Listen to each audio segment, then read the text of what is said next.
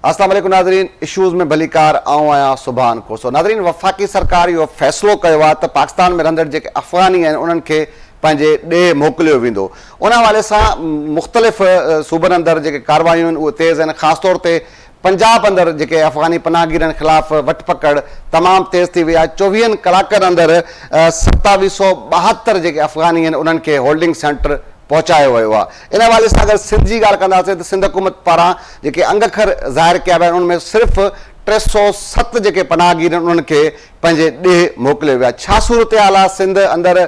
कराची जी सूरत हाल जाइज़ो वठंदासीं। हैदराबाद, सक्कर, जैकाबाद अंदरि जेको होल्डिंग सेंटर क़ाइमु थियल आहे उते छा सूरत हाल आहे? सिंध में अफ़गानी पनाहगीरनि ख़िलाफ़ जेको ऑपरेशन आहे उन में हिन वक़्त ताईं जेको आहे त तेज़ी नज़र न पई अचे। सॼे मामले जो जाइज़ो वठंदासीं। असांखे जेको आहे त जॉइन कयो आहे जैकाबाद जा रिपोर्टर आहिनि परवेज़ अब्दो साहिबु, सक्खर जा रिपोर्टर साहिल जोगी साहिबु, शौकत मेमन साहिबु हैदराबाद जा रिपोर्टर आहिनि। इन्हनि असांखे वीडियो लिंक ते जॉइन कया। कुझु देरि में असांखे जेका कराची जा रिपोर्टर आहिनि सगीर चांडियो साहिबु उहे टेलीफोन लाइन ते जॉइन कंदा। तव्हां दोस्तनि जी वॾी वॾी महिरबानी। परवेज़ साहिबु, तव्हां खां शुरूआति कबी। अफ़गाननि ख़िलाफ़ जेके ऑपरेशन जूं ॻाल्हियूं आहिनि इहो फ़ैसिलो आहे त 31 मार्च ताईं अफ़गाननि खे जेको आहे त मुल्क बदर कयो वेंदो।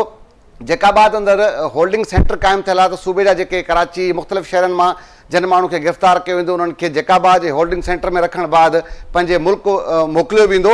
जैकाबाद जी अगरि सूरत हाल जो ॻाल्हि कजे त जैकाबाद में ऑपरेशन उन जे ख़िलाफ़ कहिड़े जेको आहे पोज़ीशन में आहे ऐं होल्डिंग सेंटर अंदरि छा सूरत हाल आहे?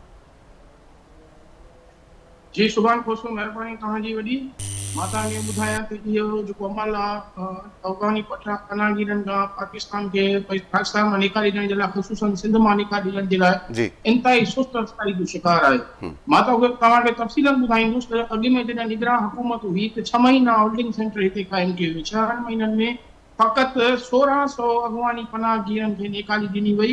उन हवाले सां जेको आहे जेको ख़र्चो ऐं सिक्योरिटी जा जेके उते सिक्योरिटी जा जेके अमलदार हुआ या अहलकार हुआ 170 खां वधीक उहे मुक़ररु थियल हुआ, जंहिंमें रेंजर्स हुई ऐं special branch GIP police, Sindh police जा माण्हू, मुख़्तलिफ़ सिक्योरिटी इदारनि जा माण्हू। उनखे जेको आहे सो करोड़ों रुपयनि जो 6 महीननि में ख़र्च ॾेखारे वियो। पर जेको निगरान हुकूमत जो हुयो सिर्फ़ु 1600 अफ़गान पनाहगीरनि खे हितां निकाले ॾेई पंहिंजे ॾे मोकिलियो वियो। जॾहिं त जैकाबाद जे पसगिरदाई में भरियल अफ़गानियुनि सां जन जेको आहे सो हितां जे नादरा सां मिली भगत करे जेको आहे सो पाकिस्तान जा शनाख्ती कार्ड ठाराए वरिता या हिते जेके स्टेक कुझु होल्डर्स आहिनि उन्हनि जी मदद करे उन्हनि खे कार्ड ठाराए ॾियनि था। साॻी सूरत हाल अॼु जी जेकी डिप्टी कमिश्नर जैकाबाद नवाब उमेर हुसैन लगारी सां जेको आहे सो राब्तो कयो त उन असांखे ॿुधायो आहे त जुमिले जेके आहिनि सो कराची में गिरफ़्तार करे जैकाबाद जी होल्डिंग कैंप ते जेके पहुचाया विया सख़्त सिक्योरिटी जे हुन में 307 माण्हू आहे, जंहिंमें औरतूं, मासूम ॿार ऐं जेके आहिनि सो मर्द शामिल हुआ। जन के राति देरि सां हिते होल्डिंग कैंप ते उहो पहुता कोचिस ज़रिए सख़्त सिक्योरिटी में। राति जो उन्हनि खे हिते जेको आहे सो मानी खाराई वई, सुबुह जो नाश्तो खाराए सवेर उन्हनि खे साॻी वरी कोचिस में जेको आहे सो सख़्त सिक्योरिटी जे हवाले सां उते बलूचिस्तान हुकूमत हवाले कयो, जितां उन्हनि खे जेको आहे सो अफ़गानिस्तान जे बॉर्डर ते पहुचायो वेंदो। त हाणे सूरत हाल जेकी आहे सो इहा इंतिहाई सुस्त रफ़्तारी जो नतीजो आहे। गुज़िरियल तव्हां निगरान हुकूमत जे 6 महीननि खे वठो ऐं 1600 खे मल्टीप्लाई कयो त रोज़ानो केतिरा माण्हू ही कढी सघिया ऐं ख़र्च केतिरो थियो आहे, करोड़नि खां मथे ख़र्च आयो आहे। उन जे नतीजे में निगरान हुकूमत बि कुझु न करे सघी। मौजूदा जेकी कैंप हाणे हिते लॻी आहे अफ़गान पनाहगीरनि जे लाइ यूथ हॉस्टल में, उनखे बि तक़रीबन हफ़्तो थियण वारो आहे। पर टोटल कराची मां जेको आहे सो 307 माण्हू आंदा विया आहिनि। जैकबाबाद भरपासे वारा इलाइक़ा, थुल्ला, कश्मोरा, कंदकोट आहे, उन्हनि मां ज़ीरो आहे। का बि उतां जेको आहे सो माण्हू अफ़गानी गिरफ़्तार करे हिते नथा था वञनि ऐं हिते वॾी तादाद में रहनि था। पर उनजी छंड-छाण मुकमिल तौर ते नाहे थी सघी। अॻु में जेको हिते GCO निगरान हुकूमत जे दौर में उन हिते इंकशाफ बि थियो प्रेस क्लब में, जेके असांजा कुझु स्टेक होल्डर्स आहिनि उन्हनि खे जेको आहे सो मदद ॾियनि था, उन्हनि खे कार्ड ठाराए ॾियनि था। असां जेकॾहिं छंड-छाण कई आहे उन में साबित थियो आहे उन जा कार्ड ठाहिया विया आहिनि, पर उन्हनि माण्हुनि ख़िलाफ़ जेके स्टेक होल्डर्स उन्हनि खे कार्ड ठाराए ॾियनि था या जेके उन्हनि खे पनाह ॾियनि था उन्हनि ख़िलाफ़ कंहिं बि क़िस्म जी कार्रवाई न थी ऐं जेके उन्हनि जी पनाह में रहनि था उन्हनि ख़िलाफ़ कार्रवाई न थी। त इन अमल खे न तेज़ करणु घुरिजे। जीअं पंजाब हुकूमत जी तव्हां ॻाल्हि कई, उते एतिरो तेज़ी सां अमल इहो जारी आहे। हिते भी इहो अमल कराची हैदराबाद ऐं ॿियनि शहरनि जी सूरत हाल असांजा रिपोर्टर्स दोस्त ॿुधाईंदा, पर मां जैकबाबाद ऐं पंहिंजे भरपासे वारे इलाइक़नि जी सूरत हाल ॿुधायां थो। हिते कंहिं बि क़िस्म जी अहिड़ी कार्रवाई न थी आहे। जेके बि माण्हू इहे 1600 निगरान हुकूमत जे दौर में उहे बि ॿाहिरों कराची ऐं हैदराबाद ऐं सखर खां गिरफ़्तार करे आंदा विया, पर हिते जैकबाबाद ज़िले अंदरि कशमोर कंदकोट ज़िले जे अंदरि कंहिं बि क़िस्म जी एसआईटी कार्रवाई न थी सघी आहे। ठीक है परवेज़ साहब तव्हां सां गॾु ई रहो। साहिल साहब तव्हां ॾे अचिबो, सखर तमामु वॾो रीजन आहे। सखर रीजन अंदरि अगरि अफ़गाननि जी ॻाल्हि कजे त छा चई सघूं था त केतिरे अंग में मौजूदु हूंदा, ऐं साॻे वक़्तु कार्रवाई जी ॻाल्हि कजे त कार्रवाई सेम ई जैकाबाद जी परवेज़ साहब ॿुधाए पियो जैकाबाद में होल्डिंग सेंटर क़ाइमु थियल आहे त थोरे अरसे में रुगो 307 जेके माण्हू उहे पहुची सघिया आहिनि, पर जैकाबाद जे भरपासे में बि जो उन्हनि ख़िलाफ़ु पुलिस कंहिं क़िस्म जो को ऑपरेशन शुरू न कयो आहे। सखर जी अगरि ॻाल्हि कयूं त सखर जी छा सूरत हाल आहे?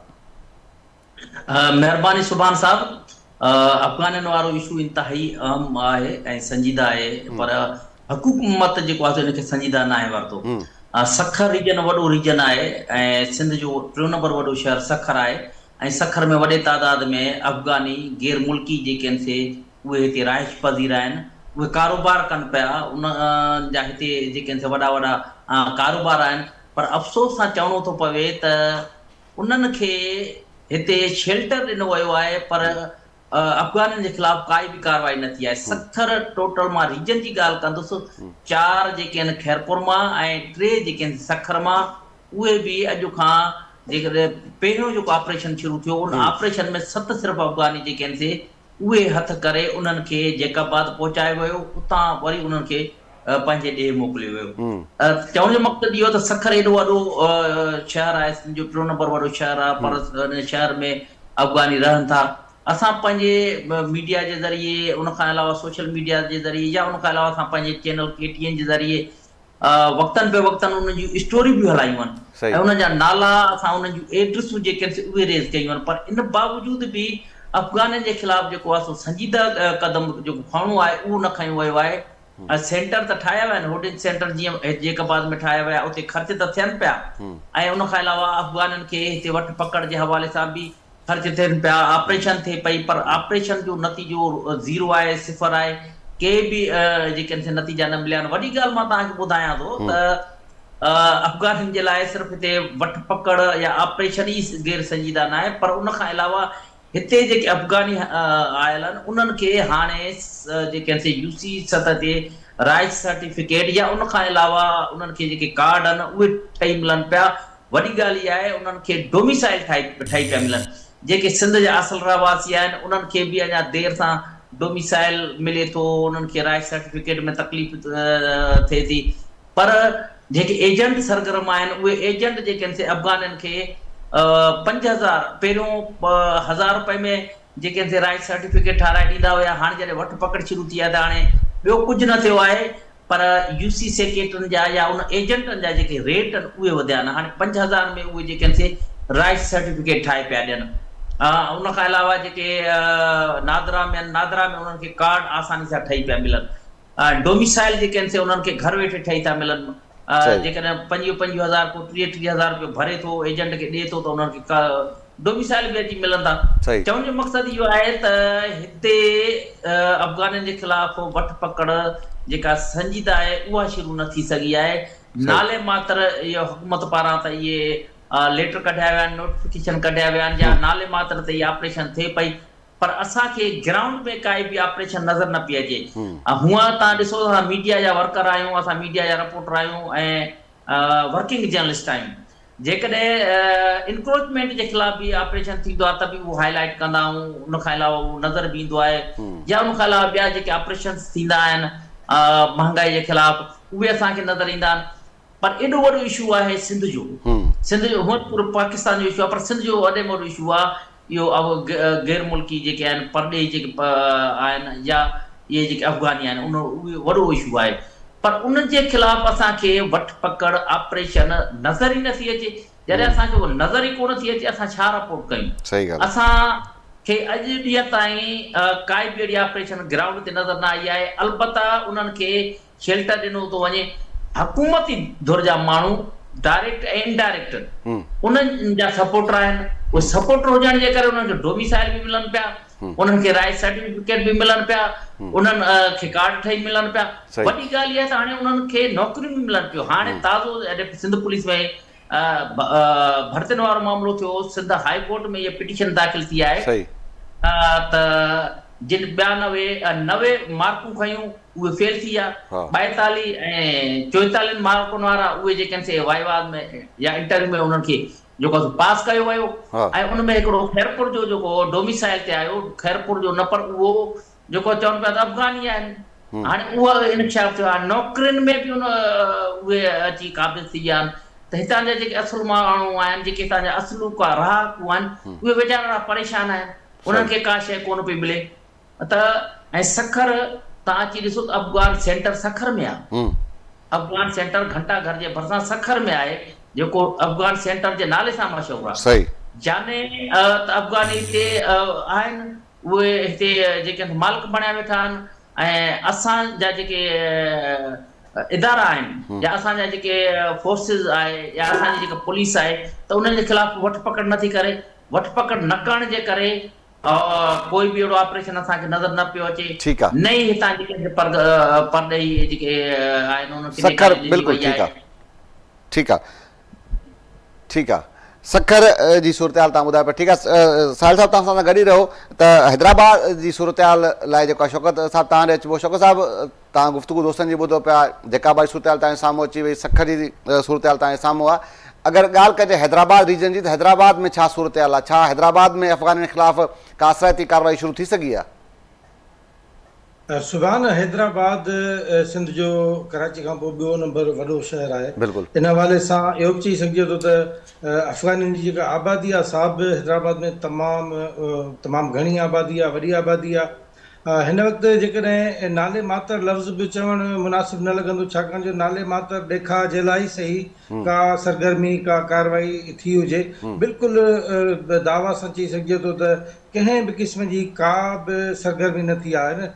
हिन वक़्तु हैदराबाद में या हुनजा जेके भरपासे वारा ज़िला आहिनि, जामशोरो, ठठो, टंडोलायार, मटियारी, टंडोमन खान, इवन दादू, त उनजो पाण जेकॾहिं पहिरियों खणूं त हिन वक़्तु जेके न थी आहे, त उन हिकिड़ो सबबु आउं सम्झां थो इहो बि आहे त जेको प्रीवियस जेका कैंपेन हली जून 2022 खां जून 2023 ताईं निगरान हुकूमत में, त हीअ जेका अफ़गाननि जे ख़िलाफ़ कैंपेन हलाई, उहा जेका नाकाम कैंपेन थी, हुनजी नाकामियुनि जे करे हुनजा जेको ॾाढा नाकारी असर पिया आहिनि। उनखां पोइ हिकु थियो आहे त नफ़्सियाती तौर ते अफ़गानी अञा वधीक ताक़तवर थी विया आहिनि, हुनखे हिकिड़ो कॉन्फिडेंस मिली वियो आहे। उनखां सवाइ इहो थियो आहे त उन्हनि जेके बि कुझु लवाज़मात हुयूं हिते रहण जूं, उहे बि उन्हनि कंहिं न कंहिं तरीक़े सां, जीअं साहिल ॿुधायो पए, मुख़्तलिफ़ तरीक़नि सां सर्टिफिकेट्स UC लेवल खां वठी डोमिसाइल ताईं सर्टिफिकेट वठी उन्हनि उहे घणे हद ताईं उहे लवाज़मात पूरा करे, उहे सर्टिफिकेट्स हथु करे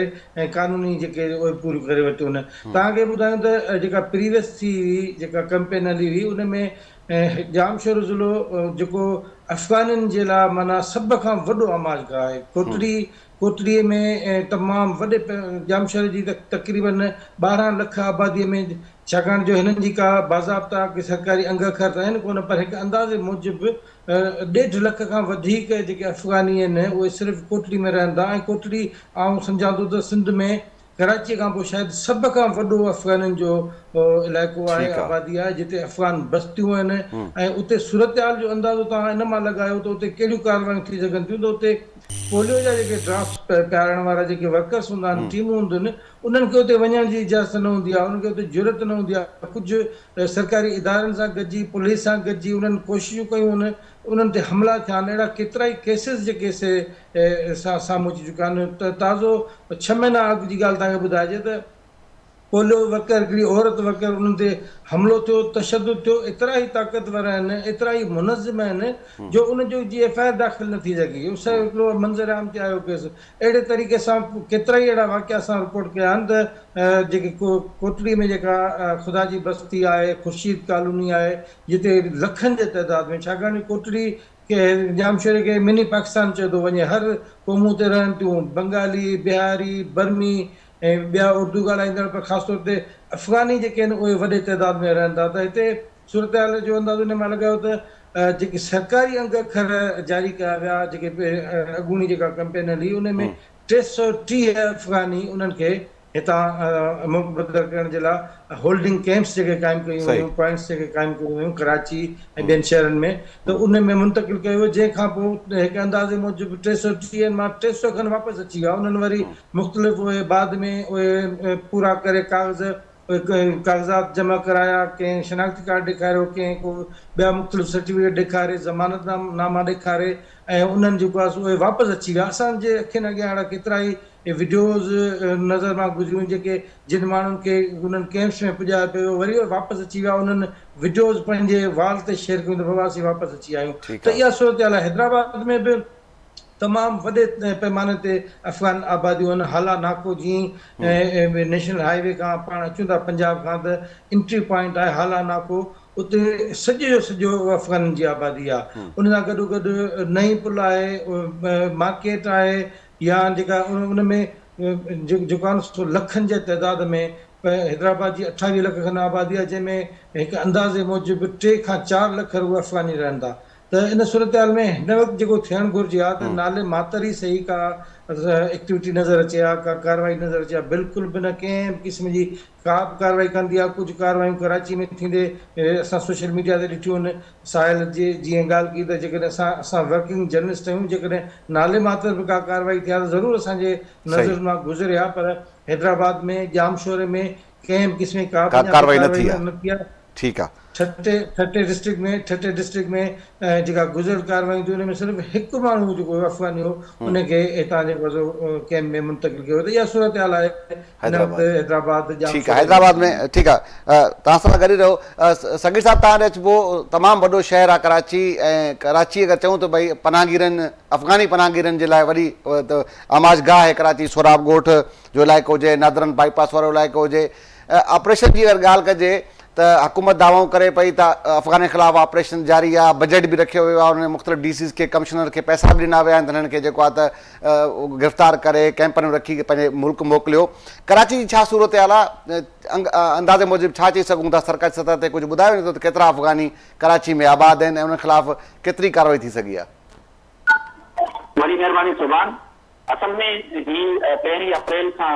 इन्हनि अफ़गाननि समेत जेके गैर क़ानूनी परॾेही रहनि था सॼी सिंध में उन्हनि जे ख़िलाफ़ इहो क्रैकडाउन शुरू थियल आहे 1 अप्रैल खां त हाणे इन्हनि खे मुख़्तलिफ़ कैटेगरियुनि में विरायो वियो आहे त हिकिड़ा उहे अफ़गानी जिन खे ACC यानी अफ़गान सिटीज़न कार्ड जारी थियल आहे हिकिड़ा उहे आहिनि उहो उन्हनि जो जेको तादाद ॿुधायो वञे थो यानी जेका इन्हनि जी जेका सर्वे जेका उहा कई आहे इंटेलिजेंस तरफ़ां जेको आहे उन्हनि जो अंग जेको आहे मजमूई तौर ते 30,000 जे लॻभॻि अहिड़ा अफ़गानी आहिनि जिन खे ACC कार्ड यानी अफ़गान सिटीज़न कार्ड जेको आहे रखंदड़ आहिनि उन्हनि जे ख़िलाफ़ इहो क्रैकडाउन शुरू कयो वियो आहे यानी इहो तादाद जेको आहे सॼी सिंध जो आहे 30,000 जेके अफ़गानी आहिनि अच्छा इहो सिर्फ़ु उहे आहिनि जिन खे ACC कार्ड आहिनि ॿी कैटेगरी उहा आहे जेका जॉइंट मैपिंग में बि साम्हूं आई आहे त 1266 अहिड़ा अफ़गानी जिन वटि को बि कार्ड न आहे यानी न उन्हनि वटि ACC कार्ड आहे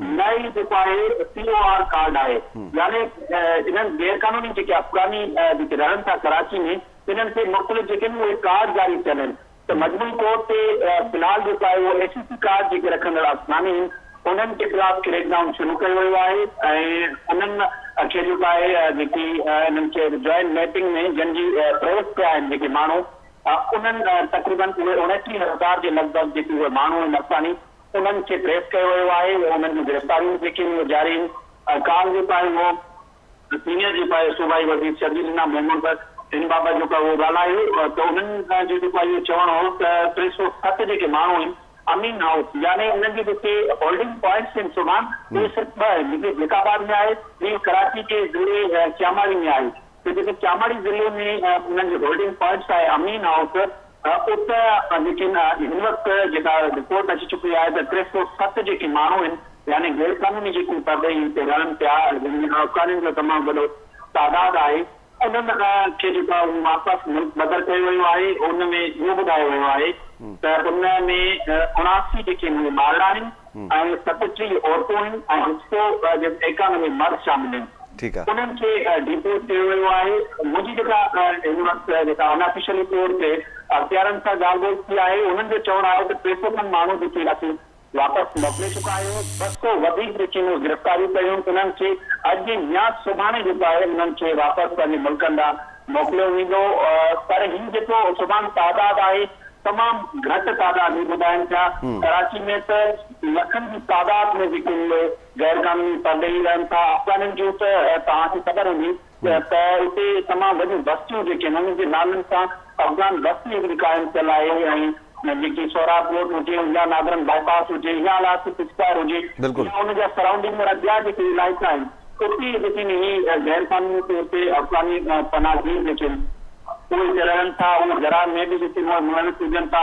तंहिं करे सिंध हुकूमत या जेके वफ़ाक़ी घर वज़ारत जेका आहे उन्हनि जी हिकिड़ी जॉइंट मशावरत सां जेको आहे उन्हनि जे ख़िलाफ़ क्रेक डाउन जेको आहे उहो कयो पियो वञे। जेके अफ़गानी रहनि था या जेके बर्मी बिहारी रहनि था गैर कानूनी तौर ते उन्हनि जी हिकिड़ी डेटा जेका उहा गॾु कई वई आहे। वफ़ाक़ी जेको घर वज़ारत आहे उन्हनि जो हिकिड़ो फॉरेनर सिक्योरिटी सेल आहे। उहो पाकिस्तान लेवल ते घर वज़ारत जेको फॉरेनर सिक्योरिटी सेल इन सॼे मामले खे ॾिसी रहियो आहे।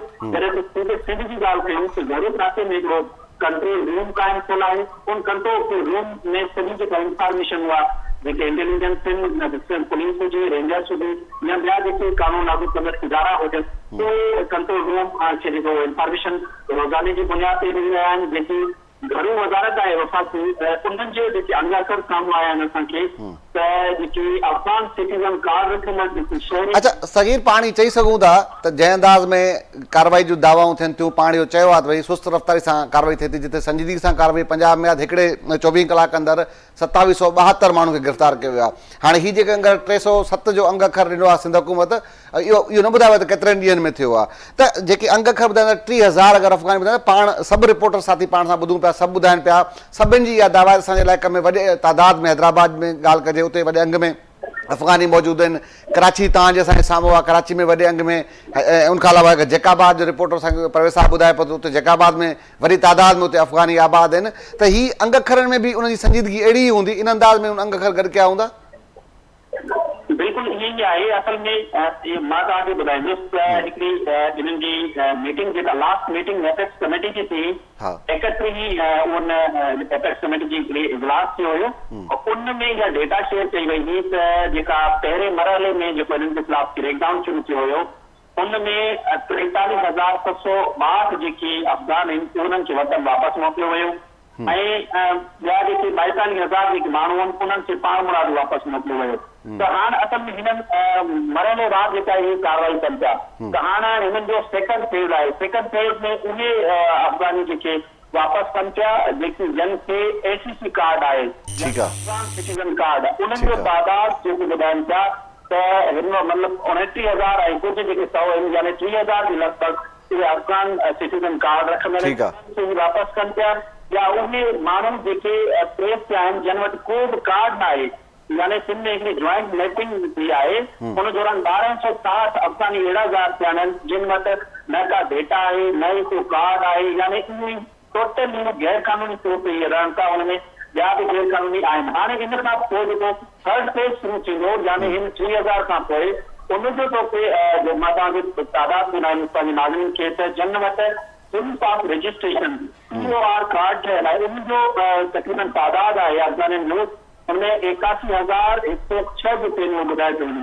इहा एपेक्स कमेटी जी 31 जेका हुआ इजलास में इहा डेटा शेयर कई वई त पहिरें फेज़ में त 43,000 विया। हाणे सेकंड फेज़ में यानी जिन में हिन वक़्तु कार्रवाई हली पई तरीक़े में उन जी डेटा जेका आहे जेकी कानून लागू कंदड़ इदारनि जेका जॉइंट मैपिंग कई आहे उनमें 3,000 ॿुधाइनि पिया। हाणे उन खां पोइ जेका थर्ड फेज़ में जेका दाख़िल थी हुननि जी कार्रवाई त उन्हनि जो तादाद जेको आहे 81,000 आहे जिन वटि प्रूफ ऑफ रेजिडेंस कार्ड जेको आहे उनखां अलावा जेके ॿिया अलॻि सां जेके गैर कानूनी पनाहगीर रहनि था त हीअ हिकिड़े जेका सिस्टम जेका थी रहनि पिया ऐं गैर कानूनी सरगर्मियुनि ते जेके मुलविस हुजनि था इन्हनि गैर कानूनी सरगर्मियुनि जा एॾा जाली कार्ड बि ठाहिया वञनि पिया। इहा सरकारी रिपोर्ट में निशानदेही बि थी चुकी आहे। एपेक्स कमेटी जे इजलास जो ज़िक्र करण ॿियो त उन में इहा बि निशानदेही थी हुई त 57,000 जेके आहिनि उहे जाली कार्ड जेके ठाहिया विया हुआ जेकी ब्लॉक थिया हुआ मलंगा एथिक्स कमेटी में वो उन्हनि एतिराफ़ कयो त 57,000 इन्हनि गैर कानूनी कामनि जा जाली शनाख्ती कार्ड बि ठहिया विया हाणे त इन्हनि खे ब्लॉक कयो वियो आहे। इन खां अलावा 17,217 अहिड़ा जेके कार्ड आहिनि जेके ब्लॉक थियण जे मरहले में आहिनि यानी ब्लॉक न थिया आहिनि त इहे सरकारी इदारा हुजनि यानी नादरा हुजे या ॿिया लाॻापियल जेके इदारा हुजनि उन्हनि जी मिली भगत सां रिश्वत एवं हुजे या गैर कानूनी सरगर्मियुनि में जेकी मुलविस हुजनि था उनमें सरकारी इदारा भी यकीन किथे न किथे मुलविस हुजनि था त इन करे ई इन्हनि जा इहे कार्ड ठहनि था ऐं गैर कानूनी सरगर्मियुनि में इहे मुलविस हुजनि था त ही जेको डेटा अचे थो साम्हूं इन्हनि जी तमामु घटि आहे ऐं ही फ़िलहाल त 30,000 जे लॻभॻि जेके आहिनि उन्हनि जे ख़िलाफ़ कार्रवाई करण वञी रहिया आहिनि ऐं कुझु हिकु तरफ़ कार्रवाई जूं दावाऊं आहिनि सगीर साहिब, ॿिए तरफ़ जेको आहे उन्हनि खे जेको आहे नादरा जा शनाख्ती कार्ड ठाहे ॾिना पवंदा। अच्छा परे साहिब तव्हां ॾे अचिबो, तव्हां जी ॿुधायो त जेका ॿा जे भर पासे में वॾी तादाद में अफ़गानी आबाद आहिनि, कार्रवाई नथी थिए, डिप्टी कमिश्नरनि खे पैसा बजट रखी हुई आहे इन सिलसिले में त माण्हुनि खे इन्हनि खे अफ़गान खे गिरफ़्तार कयो, कैंपनि जे हवाले कयो, पंहिंजे मुल्क मोकिलियो, त पोइ इहे पैसा किथे ख़र्च थींदा साईं? मां तव्हांखे अॻु में ॿुधायो त वॾो ज़ुल्म आहे। हाणे टावर रोड जेकोबाबाद जो मेन हब आहे, उते सॼो कारोबारी अफ़गानियुनि जो आहे। बाक़ाइदा कुझु वक़्तु अॻु में जॾहिं इहो सोशल मीडिया ते कुझु हितां जे सोशल एक्टिविस्ट माण्हुनि उन्हनि जे ख़िलाफ़ लिखियो पए जॾहिं निगरान हुकूमत ई जॾहिं हिते कैम्प क़ाइमु थी त हितां जा के चङा मुड़ुस उन्हनि सां धुर थी बीठा ऐं विढ़ण ते ई ॻाल्हियूं अची वयूं। अहिड़े नमूने सां वरी बानो मार्केट आहे, बानो बाज़ार मार्केट आहे, लेडीज़ जी मार्केट आहे, ख़रीदारी शॉपिंग सेंटर आहे वॾो बाज़ारनि में, उन में वॾा शॉपिंग सेंटर जेके आहिनि सो तव्हांजे अफ़गानियुनि जा सही त उन्हनि खे छो न त एतिरी जॾहिं हिननि खे बजट बि आहे, पैसा बि आहिनि ऐं हिननि खे जेको आहे सो हेॾी सारी हुकूमत जा जेके बि सिक्योरिटी इदारा आहिनि, कानून नाफ़िज़ कंदड़ इदारा आहिनि, उहे हिननि खे छो नथा चकास कनि, छो नथा उन्हनि जी बायोडेटा कढनि, छो न उन्हनि ख़िलाफ़ वठ पकड़ थिए थी त जीअं उहे हितां निकिरी करे पंहिंजे ॾे वञनि ऐं हिते जेके असांजा माण्हू बेरोज़गार आहिनि, नौजवान असांजा बेरोज़गार आहिनि, जंहिंजे हक़ ते धाड़ो लॻो वेठो आहे, उहा जेको आहे सो हिन खां पोइ बि वॾे में वॾी ॻाल्हि जेकी मुल्क जे अंदरि दहशतगर्दी आहे, जंहिंमें बार बार वफ़ाक़ी हुकूमत ई चए थी त अफ़गानिस्तान जो हथु आहे, अफ़गानियुनि जो हथु आहे, त पोइ इन्हनि ख़िलाफ़ फ़ौरी कार्रवाई थियणु घुरिजे। ख़ुसूसन सिंध में त वॾे पैमाने ते बलोचिस्तान में थियणु खपे, छाकाणि त सिंध ऐं बलोचिस्तान जे अंदरि तव्हां ॾिसो था केतिरा वाक़िया उन मां थिया आहिनि। त हाणे जॾहिं जेकोबाबाद शहर जे अंदरि कार्रवाई नथी थिए या भर पासे सां जेके हिते ॻोठ आहिनि या उते जेके वेहनि था जंहिंजो कपिड़े विकिणण वारो आहे, तव्हांखे इहा मां तव्हां ॿुधायां साइकिल ते जेको कपिड़े विकिणण वारो आहे उहो बि अॻवानी आहे। सुबुह चवनि था त न साईं इहे त बलोचिस्तान जा पठान आहिनि, कोटा जा आहिनि। अरे बाबा इहे हिकु आहिनि ऐं पाण जेके कोटा जा आहिनि त कोटा वारो माण्हू उन खे तव्हां वेरीफाई त कयो न, उन वटि कार्ड किथां आहे, वरी वेरीफाई कनि था त उन जे लाइ बि इंतज़ामी अमलदारनि जे लाइ बि ॾचो आहे। त जीअं मूं तव्हांखे ॿुधायो त जॾहिं हिते दादरो ज़हरानी डिप्टी कमिश्नर जेकोबाबाद हो त असांजो ई प्रोग्राम हुयो, एकता जे हवाले सां मां हुनखे घुरायो त उन ते इंकशाफ कयो हुयो, हुन में सुवाल साफ़ थियो त उन चयो त हितां जा कुझु मां सभिनी नाले कोन थो चवां, कुझु स्टेक होल्डर्स आहिनि जेके हिननि जी मदद कनि था, जिन हिननि खे कार्ड ठाराए ॾिना आहिनि, जेके हिननि खे पनाह ॾियनि था, जेके हिननि में हथु विझ त अची बीही रहनि था एसपी ऐं डिप्टी कमिश्नर वटि। त हाणे जेसिताईं हिननि ख़िलाफ़ कार्रवाई न थींदी, जेकी बजट आहे करोड़े रुपयनि जी अॻु में ख़र्च थी, वरी हाणे करोड़ रुपया रखिया विया आहिनि। हाणे 170 माण्हू जेके मां तव्हांखे ॿुधाया जेके हिननि जी सिक्योरिटी जे लाइ मुक़ररु थियल आहिनि या जेके कोचियूं आहिनि के कराची मां मुख़्तलिफ़ इलाइक़नि मां खणी हिते जेकोबाबाद होल्डिंग कैम्प ते पहुचाइनि था, पोइ वरी बलोचिस्तान ते हिननि खे अफ़गानिस्तान जे बॉर्डर ते खणी वञनि था, त इहो तव्हां ख़र्च लेखो त अरबनि में थी वेंदो, करोड़नि खां बि मथे आहे। तव्हां ॾिसो था पेट्रोल डीज़ल केतिरो महांगो आहे ऐं हाणे हिते हिननि खे जॾहिं मिसाल तौर ते हिननि खे राति जो खणी आया 307 माण्हुनि खे त उन में हिननि खे मानी ॾिनी वई, वरी सुबुह जो नाश्तो ॾिनो वियो ऐं उन खां पोइ जेके हुते माण्हू 2-3 ॾींहंनि खां कैम्प में तरसियल आहिनि, 170 खां अटकल 170 माण्हू ॿुधाया वञनि था, त उन्हनि जो खाधे पीते जो इंतज़ाम आहे, त इहे करोड़ रुपया बि बर्बाद थियनि था ऐं असांखे असराइती कार्रवाई बि नज़र नथी अचे ऐं को रिज़ल्ट बि नथो मिले। सुभाणे साहब तवजो ॾियणु घुरिजे, इन अमल खे तेज़ी सां शुरू कयो वञे त जीअं अफ़गानी पंहिंजे ॾे वञी सघे। सही ॻाल्हि आहे, बिल्कुलु सही ॻाल्हि आहे साहिब, तव्हांजी ॻाल्हि ठीकु आहे, सरकार जा पैसा बि ज़ाया थियनि था पर असराइती कार्रवाई बि नथी थिए। अच्छा साहिल साहिब तव्हां ॾे अचिबो त छा सबब आहिनि जेको आहे बजट्स बि डिप्टी कमिश्नर खे आहिनि, उन बावजूदि सखर में अगरि कार्रवाई न पई शुरू थिए, सियासी मुदाख़लत जे सबबु न आहे या पाण इंतिज़ामी जेका त नाइल या अमलदारनि जी त कार्रवाई न पिया कनि उन जे ख़िलाफ़? ॾाढो माना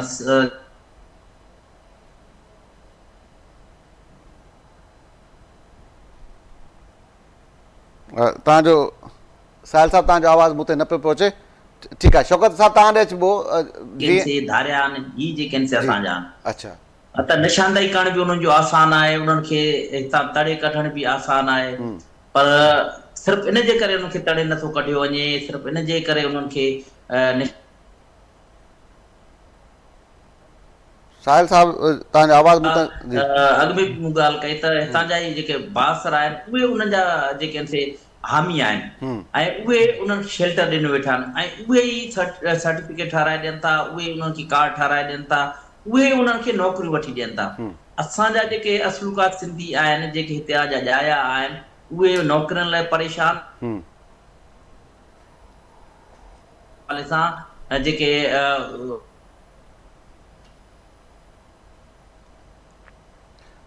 साहिल साहब तव्हांजो बार बार आवाज़ डिस्टर्ब थिए मूं ते न पियो पहुचे। पंहिंजनि माण्हुनि ठीकु आहे साहिल साहब शौकत साहब तव्हां ॾे अचिबो। साहिल साहब ॾे टेक्निकल इशू आहे, हुनजो आवाज़ सही न पियो अचे, बार बार कटिजे पियो। हैदराबाद में ॻाल्हि कजे बजट बि आहे, डिप्टी कमिश्नर खे बजट रखियो वियो आहे, हैदराबाद में छा सूरत हाल आहे? साहिल साहब तव्हांजो आवाज़ कटिजे पियो बार बार, तंहिंजे करे तव्हांजो नेटवर्क जो इशू आहे। शौकत साहब ॾे हलूं था। शौकत साहब तव्हां ॿुधायो हैदराबाद जी छा सूरत हाल, छो कार्रवाई न पई थिए आख़िर? सुभाणे बुनियादी ॻाल्हि जेका आहे आउं सम्झां थो उहा आहे डेटा जी। असां वटि जेका डेटा जोड़ी वञे थी, सर्वे कई वञे थी, उन जो को बि कंहिं बि क़िस्म जो को मैकेनिज़म कोन्हे को। आमतौर ते रेवेन्यू खाते वारनि खां पुलिस सां ऐं लोकल गवर्नमेंट उहा सर्वे करे थी ॾिए। ऐं बदकिस्मती आहे तव्हांखे आउं बिल्कुलु ग्राउंड रियलिटी थो ॿुधायां त मूंखे कुझु ऑफ दी रिकॉर्ड कुझु पुलिस जे ज़रियनि बि ॿुधायो त असांखे जेॾीमहिल अंग अखर घुरिया था वञनि त असां जेकॾहिं हक़ीक़ी अंग अखर उनखे ॾियारे मोकिलियूं त पोइ असांजे लाइ ॾचो थी वेंदो हलियो। मिसाल तौरु हिकिड़े थाणे जे हद में जेकॾहिं हू ॼाणाइनि त 5000 अफ़गानी रहनि था त पोइ हुननि जे लाइ ॾचो थी वेंदो। पोइ हू खाना पूरी करे ऐं हू ॼाणे छॾींदा त असांजे थाणे में को असांजे थाणे जे हद में या असांजे यूसी जे हद में को बि अफ़गानी रहे ई कोन थो। सिंपल हू निल निल निल लिखियो मोकिलिया छॾीनि। नतीजे में जॾहिं तव्हां ॾिसो त ठटे जहिड़े डिस्ट्रिक्ट में जिते विख विख ते मशहूरु आहे ठटे जे लाइ त सिंध जे उन्हनि ज़िलनि मां शौकत साहब इहो त दुश्मनी वारो किरदारु अदा करे पई न पुलिस त भई हुनखे ॿधंदासीं कुझु मिलंदो को, उन्हनि खे ॿाहिरि मोकिलिणो आहे, मुफ़्त वारो कमु आहे, लेकिन इहो न पिया ॾिसनि त दुश्मनी कनि पिया, सिंध दुश्मनी कनि पिया उन्हनि माण्हुनि खे निल लिखी करे। सुभाणे जेकॾहिं इहा असांजी इज्तिमाही सोच हुजे, असांजी मजमूई तौर ते इहा जेकॾहिं क़ौमी सोच जुड़ी वञे त यकीनन सिंध ही ॾींहं कोन ॾिसे आहे। हिन वक़्तु न रुॻो अफ़गानी पर तव्हां ॾिसो त हर पासे खां सिंध कहिड़नि सूरनि में आहे त उन में किथे न किथे असां सभिनी जो बि हुन में किरदारु जुड़े थो। जेका ही तबाही अॼु असीं ॾिसूं पिया या जेको असांजा नसुल ॾिसंदा ही तबाही त असां कीअं था अची सघूं त हुन में असांजो कंहिं न कंहिं हवाले सां रोल न आहे। असां मां मुराद इहे असांजा इदारा पुलिस रेवेन्यू लोकल गवर्नमेंट बि आहे त ही अफ़गानियुनि वारे हिन में बि साॻी असांजा माजरा थी आहे। माना मूं तव्हांखे ॿुधायो पियो त ठटे मां जिते आउं सम्झां थो त तमामु घणा विख विख ते अफ़गानी रहनि था, को अहिड़ो ॻोठु कोन्हे को आख़िर में शाह बंदर ताईं साहिली पटीअ ताईं उन्हनि जा ॻोठ आहिनि, उन्हनि मार्केटूं आहिनि।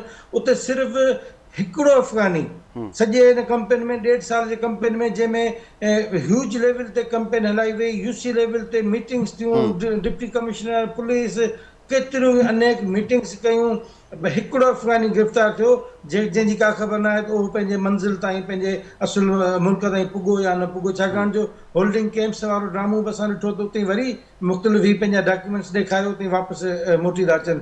त अहिड़े तरीक़े सां हैदराबाद वारी साॻी सूरत हाल जामशोरे में आहे। जामशोरो सेवण में ॾिसो त उते पठाणनि जूं काफ़ियूं आहिनि जंहिंमें पठाणनि जो नालो आहे पर हुन में रुॻो अफ़गानी था अची रहनि। पुलिस खे उते दाख़िल थियण जी हिमत न थी आहे। उन लाइ आम तौर ते उते जा आम सहाफ़ी आम शहरी ॼाणंदा आहिनि, उन लाइ मशहूरु आहे त बाबा उते हिकिड़ो ॾोहारियुनि जो आमाज गाह आहे, पर पुलिस खे जुरत न आहे जो हुन में दाख़िल थी सघे। छाकाणि जो हुनखे जेकॾहिं कंहिं ऑफिसर अहिड़ी का जुरत कई आहे हिमत कई आहे त हुनखे तमामु वॾी मज़ाहिमत जो मुंहुं ॾिसणो थो पए। पोइ हुननि जा हू निकिरी था अचनि ॿिया सपोर्टर, जीअं ॿियनि दोस्तनि साथी रिपोर्टर्स ॻाल्हि कई त असांजा जेके मक़ामी स्टेक होल्डर आहिनि हुननि जा पंहिंजे इलाइक़नि जा बासर माण्हू जंहिंखे चऊं उहे MP MNA थी सघनि था त उहे उन जा कंहिं न कंहिं हवाले सां सपोर्टर बणिजी था वञनि। छाकाणि जो उन्हनि खे हिकिड़ी इहा लालच हूंदी आहे त इलेक्शन वारनि ॾींहंनि में हिन जा 4 वोट असांखे मिलंदा। धारियो माण्हू सस्तो बि आहे, फ़िलहालु हुनखे लॻे थो सवलो आहे त चवण में आहे, साईं साईं बि करे थो। ठीकु आहे। अच्छा सॻी साहब तव्हां ॾे अचिबो आख़िर में इहो ॿुधायो जीअं जेको आहे शौकत साहब ॿुधाए पियो त पुलिस वारा सिर्फ़ु इन करे अंगखर घटि ॿुधाइनि था, सुभाणे इन धंधे ते लॻाए छॾींदा, जेको हुननि जो असल कमु आहे उहो सॼो रहिजी वेंदो, पोइ रुॻो असां वटि अफ़गानी पकड़ींदा। शायदि हुननि खे माना उहो बि हुजे त हुनखे लॻंदो हुजे त इन्हनि मां असांखे फ़ाइदो न आहे वरिणो। त कराची में बि छा अहिड़ी सूरत हाल आहे जेका अंगखर जे घटि ॿुधाया वञनि था, जेके तव्हां ॿुधायो 30,000 अंगखर तमामु वधीक आहे हुननि जो? ठीकु आहे, ठीकु आहे। अच्छा शौकत साहिबु, साहिब साहिबु तव्हां अचो, तव्हांजी ॻाल्हि कटिजी वई, तव्हां ॾे अचिबो, तव्हांजी ॻाल्हि मां सम्झी न सघियुसि, तव्हां जेको ॿुधायो पिया ॿियो ॿुधायो त छा सबबु आहिनि त उनजे ख़िलाफ़ु सखर में कार्रवाई शुरू थिया बजट हुजण बावजूद बि? सुभान साहब, असल में इहा आहे त हिते संजीदगी न आहे, ऑपरेशन नथो थिए सही नमूने। जेकॾहिं हिते ऑपरेशन सही नमूने थिए त इन्हनि खे ॿाहिरि कढण को वॾो मसइलो न आहे। ठीकु आहे। हर इलाइक़े में उतां जा मक़ामी माण्हू ई जेके आहिनि से उन्हनि जी निशानदेही करे सघनि था त हीअ असांजा पंहिंजा आहिनि, हीअ धारिया आहिनि। पर असुल में मसइलो इहो आहे, जेका शौकत साहब बि ॻाल्हि कई, ऐं जेको असुल उतां जा जेके बासर स्टेक होल्डर आहिनि उहे नथा चाहिनि, उहे उन्हनि जे लाइ सरपरस्त ऐं शेल्टर बणी वेठा आहिनि। उहे उन्हनि खे कार्ड ठाराए ॾियनि था, उहे उन्हनि खे सर्टिफिकेट ठाराए ॾियनि था राइश जा, उहे उन्हनि खे जेके आहिनि नौकरियूं ॾियनि था। असांजा असुली सिंधी, असुल खां सिंधी सिंध जा जेके आहिनि रोज़गार लाइ परेशान आहिनि, पर उन्हनि खे रोज़गार मिली थो वञे। ॿी ॻाल्हि इहा आहे त सभ खां वॾो गैरकानूनी कमु जेको आहे सो अफ़गाननि जो सिंध में आहे, ऐं इन्हनि जा मंशात जा अॾा आहिनि। ऐं उन खां अलावा ही जेके आहिनि से हथियारनि जा स्मगलिंग जेका थिए थी, ऐं ॿियो जेको नॉन कस्टम पेड शयूं आहिनि उहे उन में गाॾियूं बि अची वञनि थियूं या ॿियूं शयूं बि अचनि थियूं, उनजो जेको कारोबार आहे उहे बि जेके आहिनि से इहे कनि था। ऐं लाज़मी जेके नॉन कस्टम पेड गाॾी जंहिंखे मिलंदियूं उहे सस्ते रेट में मिलंदियूं, ऐं उन खां अलावा मंशियात हथियार ऐं उन्हनि बासरनि खे मिलंदा, ऐं उहे उन्हनि जो कारोबार कंदा, त उहे उन जा शेल्टर बणिबा, उहे उन्हनि खे कॾहिं बि कंहिं बि हवाले सां कढंदा न। छाकाणि त ही हितां जा जेके असांजा माण्हू आहिनि उहे बि उन्हनि खे कमाई जे ज़रिए तौरु रखी वेठा आहिनि, ऐं उहे जेके हर 2 नंबर जेको कमु आहे उन हर 2 नंबर कम में जेके तव्हांखे अफ़गानी नज़र ईंदा, ऐं मुलविस बि उहे ई आहिनि। ठीकु आहे, वॾी महिरबानी तव्हांजी जेको आहे त साहिल साहिबु तव्हांजी वॾी महिरबानी, परवेज़ अबड़ो साहिबु तव्हांजी वॾी महिरबानी, शौकत साहिबु तव्हांजी, सगीर चांडो साहिबु तव्हांजी वॾी महिरबानी। दोस्तनि जी जीअं तव्हां असांजे साथियुनि जी गुफ़्तगू ॿुधी आहे, जो चवणु आहे त किथे स्टेक होल्डर उन्हनि जी जेको आहे सपोर्ट कनि था, ऐं ख़ासि तौर ते इंतिज़ामी सतह ते हिन टाइम ताईं इंतिज़ामी सरकार इहो अंगखरी जेको आहे सुठे तरीक़े सां गॾु न करे सघिया त आख़िर अफ़गानी आहिनि केतिरा, ऐं पुलिस वारा बि अक्सर वक़्तनि ते निल लिखी करे रिपोर्टूं ॾियनि था। तंहिंजे करे हुकूमत खे संजीदगी सां इन तरफ़ ध्यानु ॾियणो पवंदो, छाकाणि जेके सरकार जा पैसा आहिनि उहे जेके ख़र्च बि थियनि पिया, पर अफ़गानी पनाहगीर सिंध मां बेदख़ल न पिया थियनि। सिंध हुकूमत खे बि पंजाब हुकूमत जीअं तकड़ियूं कार्रवाइयूं करणु घुरिजनि त जीअं ही जेके अफ़गानी पनाहगीर आहिनि इहे पंहिंजे ॾे वञी सघनि, ऐं रोज़गार ज़रिया असांजे नौजवाननि जे लाइ उन्हनि लाइ आसानी थी सघे। अॼु हिन प्रोग्राम सुभाणे कंहिं ॿिए इशू कंहिं ॿिए मां मुलाक़ात थींदी, तेसीं ताईं अल्लाह भाई।